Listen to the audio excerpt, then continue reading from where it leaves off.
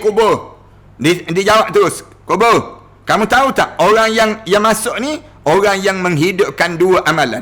Amar ma'ruf, nahi munkar.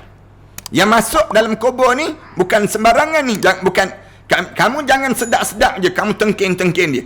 Yang masuk dalam ni, orang yang sentiasa buat dua perkara. Apa dia? Menyuruh melakukan kebaikan, mencegah daripada melakukan kemungkaran. Ini sifat orang mukmin sepanjang hidup atas dunia. Sanakhudu ma'arikana ma'hum wa sanamdi jumu'an narduhum. Assalamualaikum warahmatullahi taala wabarakatuh. Alhamdulillahirabbil alamin.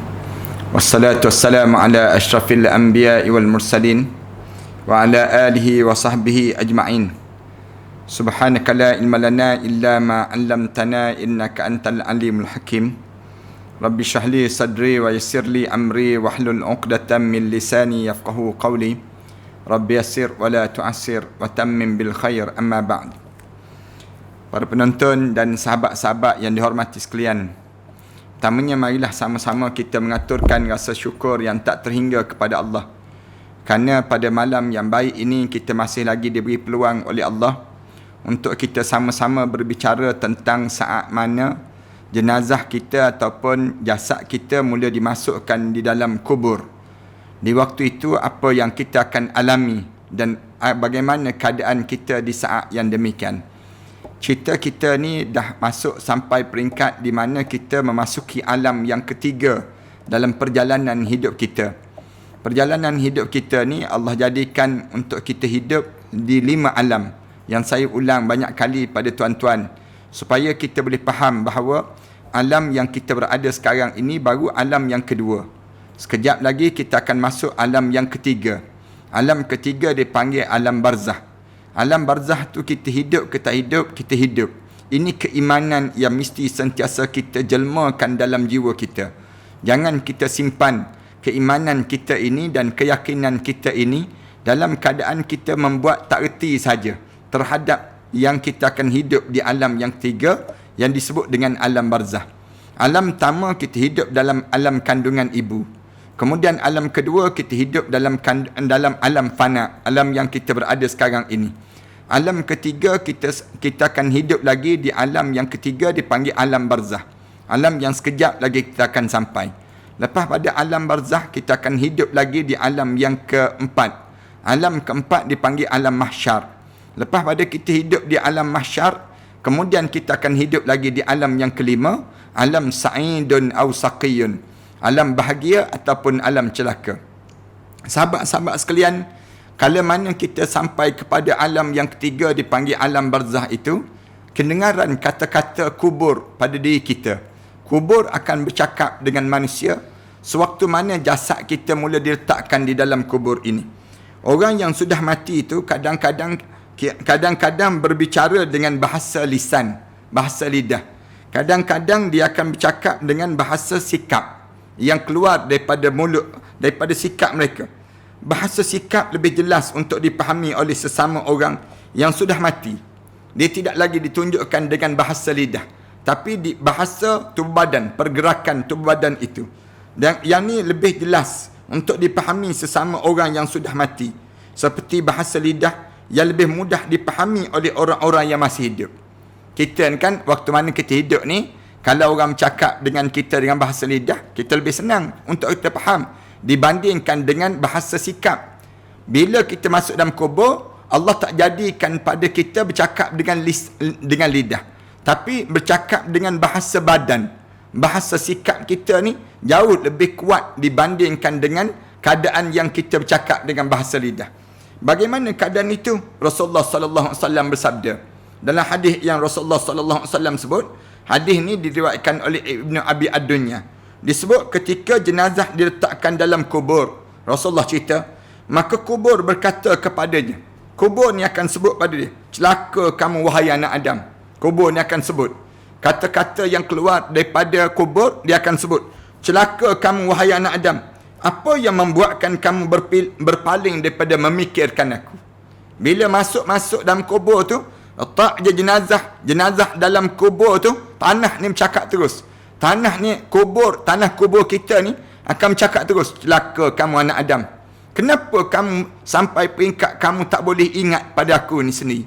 Yang kamu berpaling daripada aku. Bunyi ni bahasa yang kasar. Bahasa kasar ni sesuai dengan orang yang tak ingat kepada saat mana dia masuk dalam kubur. Yang kedua, sesuai untuk saat yang di waktu mana dianya mula masuk dalam kubur ini untuk mengetahui bagaimana keadaan yang akan berlaku padanya. Rasulullah sallallahu alaihi wasallam sebut, tanah kubur ni akan sebut pada dia, celaka kamu.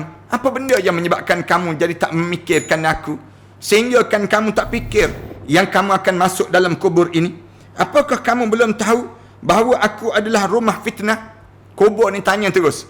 Bila kita masuk saja dalam kubur tu, tanah kubur ni tanya terus, kamu tak tahu ke dalam aku ni tempat yang kamu akan diuji oleh Allah? Kamu tak tahu ke rumah yang penuh dengan kegelapan? Bila masuk dalam kubur ni gelap, dia tak cerah sebagaimana yang kamu hidup atas dunia. Masuk dalam kubur ni matahari tak ada, bulan tak ada, gelap dalam kubur ini sendiri. Lalu rumah yang kamu akan bersendirian. Orang letak kamu ni sekejap lagi kamu tak akan ada teman. Kamu bersendirian saja dalam rumah ini, dan rumah yang penuh dengan cacing-cacing. Apakah yang membuatkan kamu lalai daripada aku? Ketika mana kamu berjalan melewati aku dengan tampak ketakutan. Kamu berjalan di atas dunia dahulu, kalau lalu kawasan kubur je, lari kamu ni macam tak nak pandang pada kubur. Kamu kalau lalu kawasan kubur, kamu paling kan? Waktu mana kamu lalu kawasan kubur je, kamu buat macam mana terhadap kubur? Kamu lalu di waktu mana kamu hidup di atas dunia dahulu. Rasulullah sallallahu alaihi wasallam sebut, jika ia seorang yang baik, katakanlah kebetulan jenazah yang masuk dalam kubur itu jenazah yang baik, mudah-mudahan kita lah insya-Allah, maka akan ada yang mewakili menjawab pertanyaan daripada kubur tersebut. Akan jawab terus. Dengar suara yang jawab. Siapa yang jawab ni? Amalan soleh. Dia akan jawab apa dia? Apakah kamu tidak lihat kalau ia suka menyuruh melakukan kepada kebaikan dan mencegah kemungkaran? Kubur. Dia jawab terus. Kubur, kamu tahu tak, orang yang masuk ni orang yang menghidupkan dua amalan. Amar ma'ruf nahi munkar. Yang masuk dalam kubur ni bukan sembarangan ni. Bukan, kamu jangan sedap-sedap je kamu tengkin-tengkin dia.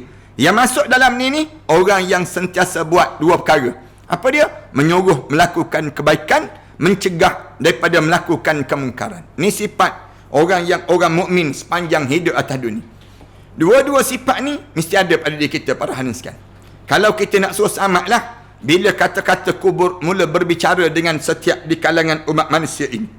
Bila dia bercakap saja demikian, dalam keadaan demikian, lalu kubur berkata, kalau begitu aku akan menjadikan dia di antara taman-taman yang indah. Kubur jawab terus, kalau orang ni orang soleh, jangan bimbang. Aku akan menjadi tempat di antara tempat-tempat yang indah untuk dia. Kamu jangan bimbang, wahai jenazah yang akan berhadapan ini.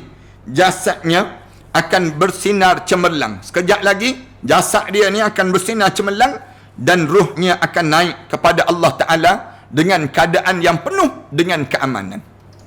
Dan katanya, ruh waktu mana dia menjawab bagi setiap kata-kata kubur ini sendiri. Menurut perawi hadis ini, yang diriwayatkan yang dimaksudkan dengan berjalan melewati aku itu tampak dengan ketakutan. Bila tanya, macam mana dia lalu kawasan kubur tapi nampak dia takut? Benda yang takut tu gambaran apa dia? Gambaran dia lari tercirit-birit.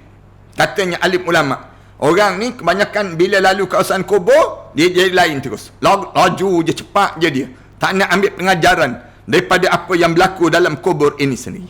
Padahal kubur-kubur ni tempat yang patut kita ambil pelajaran, kita ambil manfaat. Bila kita pergi ke kubur, kita ucap salam, Assalamualaikum ya ahlul kubur. Kita sebut demikian.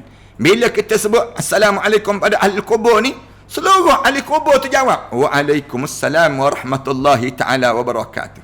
Bagi orang mukmin lah, ruh orang mukmin, dia akan jawab pada orang yang bagi salam ini sendiri. Bahkan orang yang berada dalam kubur ni rasa gembira dengan kehadiran orang mukmin yang datang menziarahi kubur. Di kala mana mereka berada dalam kubur, kemudian orang soleh yang datang lalu di atas kawasan kubur ini sendiri. Ubaid bin Umair Al-Laisi berkata, setiap ada orang yang meninggal dunia, liang lahat yang digunakan untuk menguburkannya akan berseru kepadanya. Siapa-siapa yang meninggal dunia, bila dia meninggal dunia saja, lubang kubur tu akan memanggil nama dia. Aku adalah rumah kegelapan, disebut. Aku rumah yang penuh dengan kegelapan. Aku ini sendiri. Dan rumah yang penuh dengan kesepian. Dia akan kedengaran di kubur dia tu, sampai terus kedengaran pada jenazah, roh yang berdiri di hujung kepala. Jika sewaktu hidup di dunia kamu orang yang taat kepada Allah, kalau kamu hidup sepanjang sebelum kamu mati ni, kamu orang yang taat pada Allah, sekarang aku akan menjadi sumber rahmat bagi kamu. Lubang kubur ni sebut terus. Kalau kamu datang kejap lagi, bila sampai dekat sikit lagi ni, kamu datang, kamu ni orang yang baik-baik atas dunia, kamu jaga amalan kamu, kamu akan dapati kubur ini di antara taman menjadi sumber rahmat bagi kamu. Jika kamu orang yang derhaka, sebaliknya kalau kamu hidup di atas dunia ni, orang yang derhaka, sekarang aku akan menjadi penuntut balas ke atas diri kamu. Bila kamu datang, siap kamu. Aku akan tunjukkan bagaimana aku akan balas pada diri kamu. Aku adalah tempat bagi orang yang taat. Disebut demikian. Aku adalah tempat orang yang taat, di mana yang masuki aku akan keluar dengan gembira. Tanah-tanah kubur ni akan sebut demikian. Dia kata siapa-siapa yang masuk dalam tanah kubur ni, dia masuk, nescaya dia akan gembira. Dan bagi orang yang derhaka, yang masuki aku akan keluar dengan sengsara. Siapa-siapa yang lawan Allah, masuk dalam kubur, bangun-bangun dalam keadaan sengsara. Na'udzubillah min dzalik. Muhammad bin Sabih mengatakan, aku mendengar bahawa ketika jenazah telah diletakkan di kuburnya untuk disiksa ataupun ditimpa sesuatu yang sangat dibencinya. Na'udzubillah min dzalik. Kita jangan, tuan-tuan, jangan sampai jenazah kita orang letak dalam kubur, tiba-tiba kita sangat dibenci. Para tetangga sesama orang yang sudah mati berseru kepadanya. Bila tak saja tak dalam kubur dia, tetangga dia dan orang yang sudah mati, jiran-jiran dalam kubur ni akan panggil dia. Panggil apa dia? Wahai orang yang telah meninggalkan saudara-saudara dan tetangga-tetangga di dunia. Siapa-siapa yang telah meninggalkan jiran-jiran di dunia, apakah kamu tidak pernah mengambil pelajaran daripada kami? Orang dalam kubur ni, semua dalam kubur tu, bila letak saja jenazah dia tu, jenazah ni jenazah yang jahat.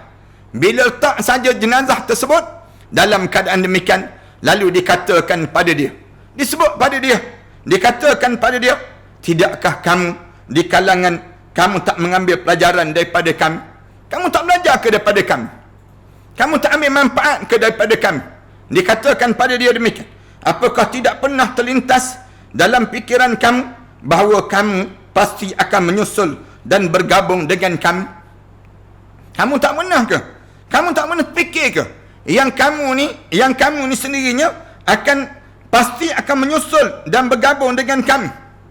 Kamu hidup atas dunia tu, kamu tak fikir ke yang kamu akan menghadap dan berjumpa dengan kami? Apakah kamu tidak pernah berfikir bahawa amal-amal kami sudah terputus sama sekali? Kamu tak fikir ke segala amal-amal yang kamu lakukan, bila masuk dalam kubur saja putus amalan-amalan kamu, sementara kamu masih diberikan masa yang ditangguhkan sebelum daripada kematian kamu. Jiran-jiran dalam kubur ni tanya pada jenazah ni, kamu atas dunia dahulu kamu tak terasa ke yang kamu akan mati juga? Kamu tak tengok, kamu tak belajar ke dengan kami apa yang telah berlaku pada kami? Dan kenapa kamu tidak berusaha mendapatkan sesuatu yang gagal diraih oleh saudara-saudara kami? Kenapa kamu tak belajar untuk kamu nak dapat lebih terbaik daripada orang yang telah meninggal dunia? Ni orang dalam kubur ni bagi tahu ni, cakap dengan mayat ni sendiri, bagi tahu pada mayat, kamu tak ambil pelajaran ke daripada kami? Kenapa kamu tak tahu? Kamu tak buat amalan yang boleh menyebabkan kamu lebih terbaik daripada mereka yang telah meninggal dunia.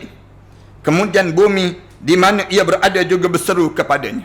Diceritakan lagi, Muhammad bin Sabih disebut, bumi ni akan bercakap pada dia, menyeru pada dia, wahai orang yang tertipu oleh penampilan lahiriah dunia. Orang yang ditipu dengan zahirnya dunia, lahiriah dunia ni, kenapa kamu tidak mau mengambil pelajaran daripada kaum yang telah ditelan oleh perut bumi. Ni tanah ni bercakap dengan mayat. Dia kata kamu tak ambil pelajaran langsung daripada orang yang meninggal dunia. Bila orang meninggal dunia, kamu tak belajar daripada dia. Allahu Akbar. Rasulullah sebut, manusia ni kan bila dihantar aja jenazah ke kuburan, dia letak jenazah dalam kubur tu, nubawwi'uhum ajdasuhum wa na'kulu mirasihim. Dia pulang, dia makan habis peninggalan orang-orang yang telah meninggal dunia ini, ka'anna mukhalladuna ba'dahum, seolah-olah dia rasa kekal hidup di atas dunia. Tak belajar dengan orang yang telah meninggal dunia. Cuba belajar. Sebab tu Islam suruh kalau ada orang meninggal dunia, pergi ziarah. Jangan kita tak ziarah orang meninggal dunia. Ambil pelajaran daripada kematian dia. Tengok jenazah dia macam mana. Ada orang meninggal dunia dengan COVID-19. Ambil belajar dengan dia. Macam mana kematian demikian.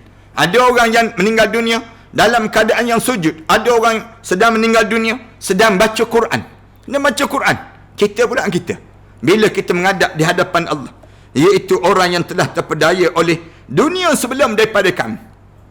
Ni kami semua ni telah terpedaya dengan dunia sebelum daripada kami. Kemudian datang ketentuan takdir atasnya untuk masuk ke liang kubur. Kamu menyaksikan jenazah diusung, kamu menyaksikan jenazahnya diusung ke kubur tanpa kamu dapat bantuan apa-apa pun daripada orang yang dicintai. Jenazah-jenazah yang diusung ni, waktu tu ada orang boleh tolong dia? Tak boleh tolong. Tak boleh tolong pada diri dia, kecuali doa yang dibaca oleh orang yang diusung ini. Ia dibawa ke tempat yang mau tidak mau harus didatanginya. Maknanya dia dibawa ke kuburan ini, sama ada nak tak nak kena sampai juga. Allahu Akbar. Allahu Akbar. Jangan tuan-tuan pada diri kita ni. Yazid Ar-Raqashi berkata, aku mendengar bahawa ketika mayat sudah diletakkan di dalam kuburnya, Yazid Ar-Raqashi dia cerita, amal-amalnya berkumpul di kelilingnya. Amalan-amalan ni berkumpul terus di keliling tu badan dia. Kemudian Allah membuatkannya mampu bercakap. Allah membuatkan jenazah ni boleh bercakap. Wahai orang yang sendirian di dalam kubur. Lalu disebut, orang yang seorang-seorang yang mula ditinggal, kamu sekarang telah ditinggalkan oleh keluarga dan sahabat-sahabat kamu. Sekarang kamu sudah tidak ada yang menemani di sisiku. Tanah tu bercakap dengan jenazah ni. Bila tak, kamu tahulah bagaimana keadaan yang berlaku pada diri kamu sekarang. Ka'ab berkata, ketika jenazah orang yang saleh sudah diletakkan di dalam kuburnya. Ketika mana jenazah orang saleh diletak dalam kuburnya, Ka'ab ini cerita, ketika jenazah orang saleh diletakkan di dalam kuburnya, ia langsung dikelilingi oleh amal-amal kebaikannya. Ni Rasulullah sallallahu alaihi wasallam sebut, seperti mana salatnya, puasanya, hajinya, jihad dan sedekah yang pernah diberikannya. Ini kita belajar 2-3 malam sebelum berada ni. Bila kita masuk saja jenazah kita dalam kubur orang saleh, sembahyang berada hujung kepala, puasa berada sebelah kanan, kemudian sedekah sebelah kiri. Semua berada masing-masing. Ada yang sebut, Rasulullah sebut, solat berada di hujung kepala, kemudian puasa berada hujung kaki. Semua amalan-amalan di kalangan kita. Lalu malaikat azab menghampirinya daripada arah kakinya. Bila datang sebelah kaki dia, tiba-tiba amal salatnya berkata pada malaikat itu, menyingkir kamu daripadanya, pergi jauh kamu daripadanya, kamu tidak berhak menyentuhnya, kamu tak berhak untuk menyentuhnya, kerana dengan sepasang kaki inilah dia telah lama berdiri kerana Allah Subhanahu Wa Taala. Ni sebab tu kita jangan letih berdiri lama sikit tahajud, dan jangan letih berdiri lama sikit tarawih. Ni tarawih, orang kita ni tarawih pun berkira-kira. Letih dia, bergoyang-goyang cari dinding untuk bersandar. Maknanya malasnya pada diri mereka tersebut. Allahu Akbar. Jangan demikian. Jangan letih, diri lama sikit, baca panjang-panjang. Sekarang tak kena kelahi dah dengan AJK, dengan Tok Imam tak kena kelahi dah. Kerana Tok Imam di masjid kita tak kelahi dah. Dalam musim-musim PKP ni, semayang diri lama sikit bacaan yang kita salat ini sendiri. Kemudian malaikat azab menghampiri daripada arah kepala dia. Tiba-tiba amal puasanya berkata, kamu tidak berhak untuk menyentuhnya, kerana di dunia dia telah lama-lama menahan rasa haus dan juga lapar kepada Allah, kerana Allah. Jadi tidak ada alasan sama sekali bagi kamu untuk menyiksanya. Bila sebut saja begitu, malaikat azab menghampiri daripada arah depan jasadnya. Cuba datang sebelah depan. Tiba-tiba amal ibadah haji dan jihadnya berkata, jauhkan kamu daripadanya, kerana ia telah menyusahkan diri seluruh tubuh badannya ketika melaksanakan ibadah haji dan berjihad di jalan Allah Subhanahu wa taala. Kamu pergi jauh pergi, jadi tidak ada alasan bagi kamu untuk menyeksanya. Selanjutnya, malaikat azab menghampirinya daripada arah sepasang tangannya. Bila datang sebelah sepasang tangannya, tetapi tiba-tiba amal sedekah dia berkata, tahanlah daripada temanku ini. Tahan dia daripada orang ni. Sudah banyak sedekah yang keluar daripada sepasang tangannya, sehingga hal itu jatuh ke tangan Allah Ta'ala. Jangan kamu nak azab melalui tangan dia, jangan. Kerana tangan ini tangan penyedekah. Orang yang suka berinfak. Setiap infak dia, bila dia infak, dia sampai ke akhirat Allah Subhanahu Wa Ta'ala. Sampai kepada Allah terus. Macam kita kan, macam kita, Allah yarham Tok Guru Ni Abdul Aziz dia sebut, bila kita bersedekah masuk dalam tabung tu, kita masuk duit dalam tabung, katanya Allah yarham Tok Guru Ni Abdul Aziz dia sebut, masuk dalam tabung tu sampai ke akhirat terus. Senang dia panggil demikian. Jangan kita nampak sampai ke dalam tabung tu, dalam tong tu. Tapi Allah yarham Tok Guru dia cerita, bila kita berinfak, masuk dalam tabung ke, masuk dalam akaun ke, sekarang kita ada akaun Matan Center misal contoh, kita masuk bank in dalam Matan Center tersebut, sampai ke akhirat terus. Tunggu di akhirat je untuk kita berjumpa. Ni cara dalam hidup kita. Orang kita kan riuh-riuh di kalangan kita ni dalam bab sedekahan. Yang bagi sedekah tu dia bagi dah. Yang tak tunaikan tanggungjawab terhadap sedekah tersebut, dia jawab depan Allah nanti pada diri dia. Manakala kita bagi tu lillahi ta'ala, mudah-mudahan sampai ganjaran kita di sisi Allah Subhanahu Wa Ta'ala. Kemudian bila masuk dalam kubur ni kata, kamu jangan datang sebelah tangan dia, kerana tangan ini kerap bersedekah sepanjang hidup di atas dunia. Hal itu dilakukan demi mengharapkan keredaan Allah Subhanahu Wa Ta'ala dalam hidup dia. Jadi tidak ada alasan sama sekali bagi kamu untuk menyeksanya. Tanah kubur ni sebut demikian. Kemudian dikatakan pada orang itu, bila nak datang sebelah kanan, sebelah kiri tak boleh datang. Bila cuba-cuba tak datang, lalu di waktu tersebut tanah kubur ni akan disebut, selamat kamu hidup dan mati dengan penuh kejayaan. Selamatlah kamu, hidup kamu berjaya, mati kamu pun berjaya. Mati kamu pun berjaya. Lalu datanglah malaikat rahmat yang membentangkan kain dan selimut daripada syurga dan melapangkan kuburnya seluas pandangan mata. Allahu Akbar. Mudah-mudahan kita lah insya-Allah. Bila datang malaikat rahmat, sebuah lampu cahaya daripada syurga yang datang penuh berseri daripada, dan darinya dia memperolehi cahaya sampai Allah membangkitkan daripada kuburnya di waktu mana di akhirat Allah Subhanahu Wa Ta'ala. Allahu Akbar. Mudah-mudahan kita dapat nikmat ini insya-Allah. Mudah-mudahan demikian. Abdullah bin Ubaid bin Umair berkata, aku pernah mendengar bahawa Rasulullah sallallahu alaihi wasallam bersabda. Rasulullah sallallahu alaihi wasallam pernah bersabda, sesungguhnya mayat itu duduk dan masih mendengar derak langkah kaki orang-orang yang menguburkannya. Bila letak saja jenazah dalam kubur, dengar tu tapak kaki tu atas. Atas badan kita ni dengar derak kaki. Orang ketuk yang disebut dengan bila orang hentak tanah tu, kemahkan tanah tu, bunyi dup ke atas ni. Ke atas tu kedengaran. Bila dengar dan orang mengantar dia, tidak ada sesuatu pun yang berbicara kepadanya kecuali kuburnya. Saat tu tak ada seorang pun yang bercakap dengan dia kecuali tanah kubur dia. Tanah kubur dia bercakap dengan dia. Bila tanah kubur ni bercakap dengan dia, dia berkata, celaka kamu wahai manusia. Tanah kubur ni sebut, bila orang dah letak dah, orang tutup liang lahat kita ni, bunyi tanah tu jatuh tung rapat dia sampai ke atas. Dalam tanah tu kubur cakap, celaka kamu manusia, celaka kamu. Bukankah kamu sudah diperingatkan tentang aku? Tidakkah kamu atas dunia telah diberitahu tentang aku ini sendiri? Tempat yang kesempitanku ni, tanah kubur ni tempat sempit dalam hidup ini. Kemudian tentang kebusukan aku, orang dah bagi tahu kan? Ustaz Ahmad Dasuki dah bagi tahu dah dalam camah-camah sebelum daripada ni, tanah kubur ni dalam ni busuk hitam, kemudian dalam keadaan pekat. Diberceritakan suasana dalam kubur ni sendiri tentang huru hara dalam kubur ni jauh lebih huru hara daripada huru hara dunia.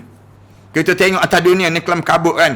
Bila kena COVID-19 tu, tengok orang yang kelam kabut berlari-lari untuk menyelamatkan diri. Di kalangan kita, tengok huru hara kelam kabut di Amerika Syarikat sekarang ni, dengan keadaan manusia yang melarikan diri daripada kematian.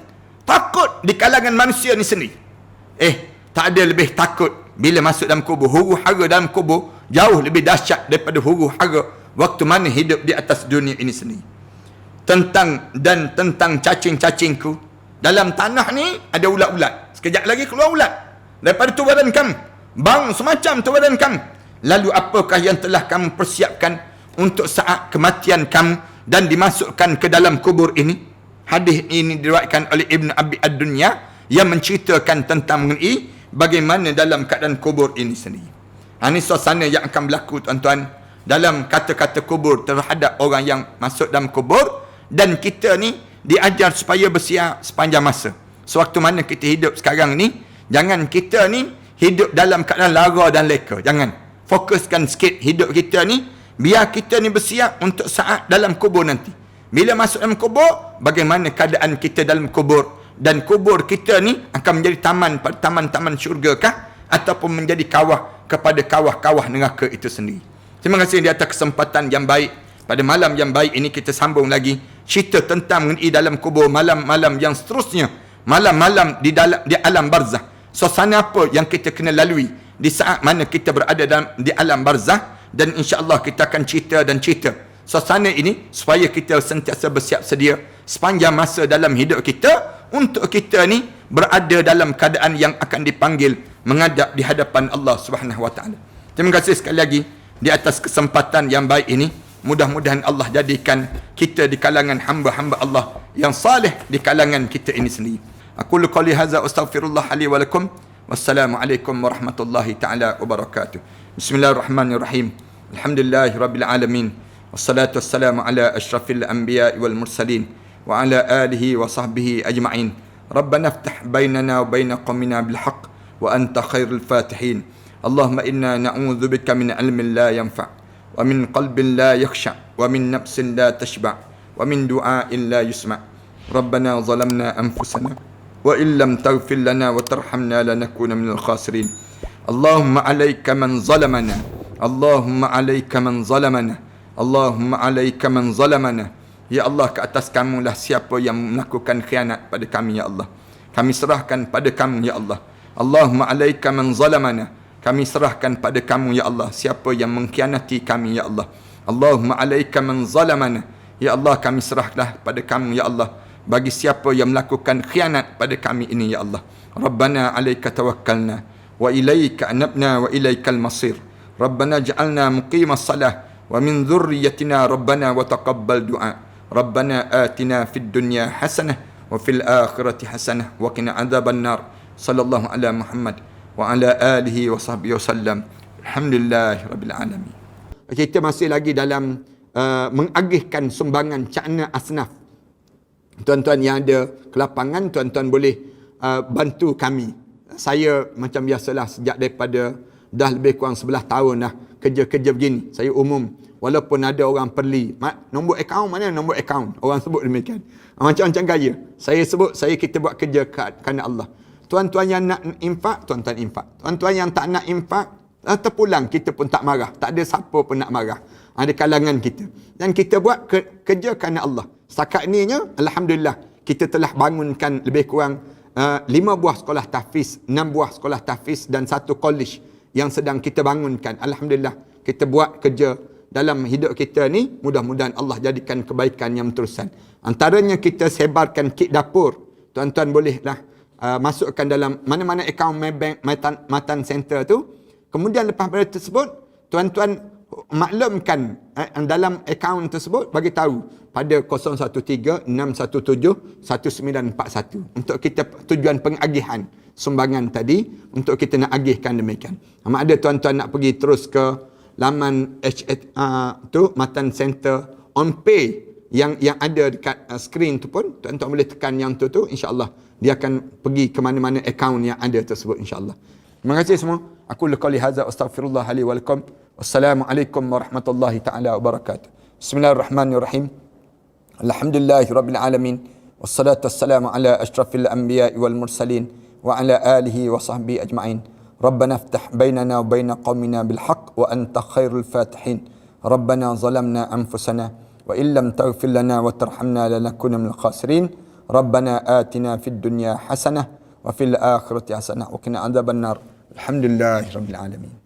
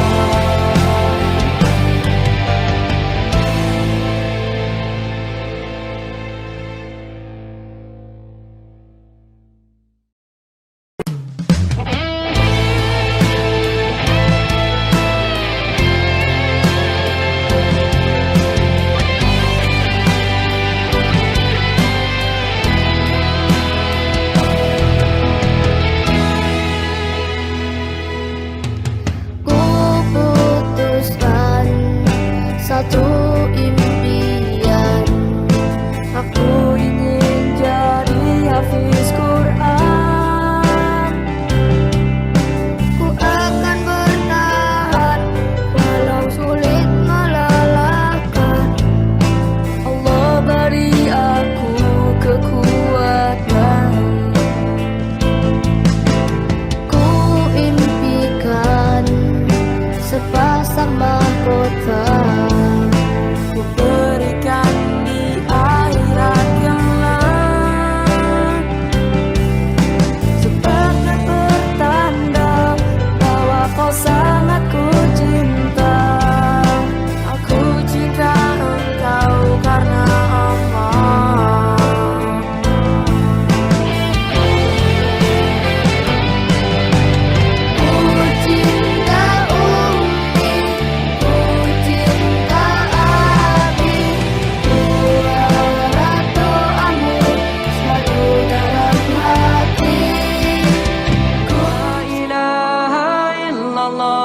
Muhammadun Rasulullah alaihi salatullah wa alihi wal ahibba.